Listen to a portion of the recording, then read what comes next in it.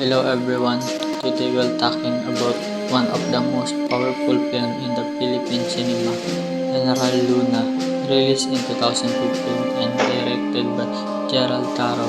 This historical drama explored the life of General Antonio Luna during the Philippine-American War. We're dividing into the story, performance, cinematography, and overall impact of this film. So let's get started.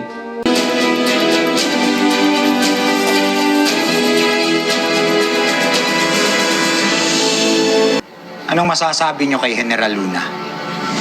Napag-alaman namin na may masama siyang balak. Hindi gusto ng ilang politiko at negosyante ang iyong pamamalakad. Bayan o sarili, pumili ka! The film General Luna, directed by Gerald Tarog and released in 2015, delves into the life of General Antonio Luna, one of the most prominent heroes of the Philippines during the Philippine-American War. It is a historical and patriotical message. The story of General Luna is well presented, highlighting the courage and love for country of the hero. It also portrayed the challenge of unity during wartime. However, some parts of the film felt overdramatic and might not be entirely historically accurate. The language is highly appropriate, especially the mix of Tagalog and Spanish, which reflected the era's context. Lines from the films, such as Bayan o sarili, pumili ka! resonated with the view due to the depth of their message.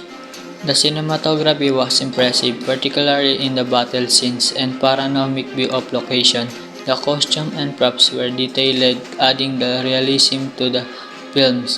However, some scenes had overly fast editing which may have diminished the emotional impact in the certain parts. Mahal ko ang Pilipinas. Pero hindi sapat para ipaglaban siya o mamatay para sa kanya! John Arcilla as General Luna delivered an outstanding performance. His emotion, anger, and determination were palpable in every scene. The supporting cast also did exceptionally well, especially Mon Compiando as Emilio Aguinaldo and E.P. Quezon as Apolinario Mabini.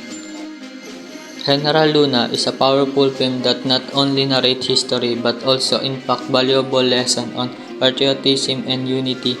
Despite having some aspects that could be improved, it remains one of the best Filipino films. It's highly recommended for those who wish to better understand the national history and the sacrifices of its hero.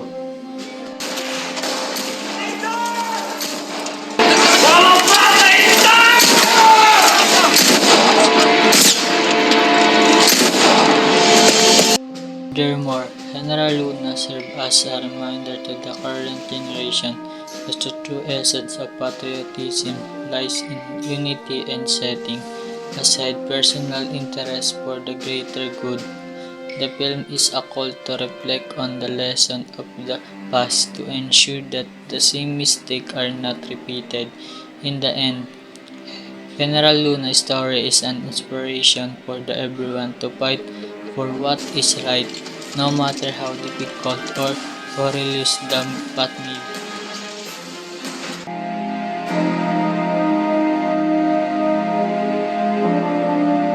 Hinarap niya sila ng mag-isa.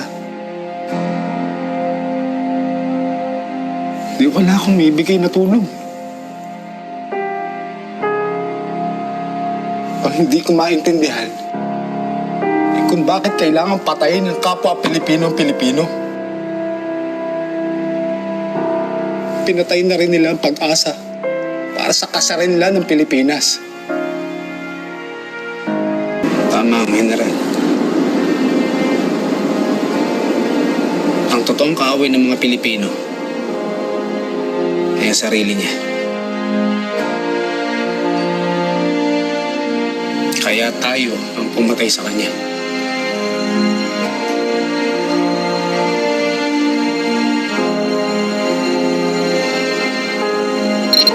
Thank you everyone for watching my review. Don't forget to like and subscribe.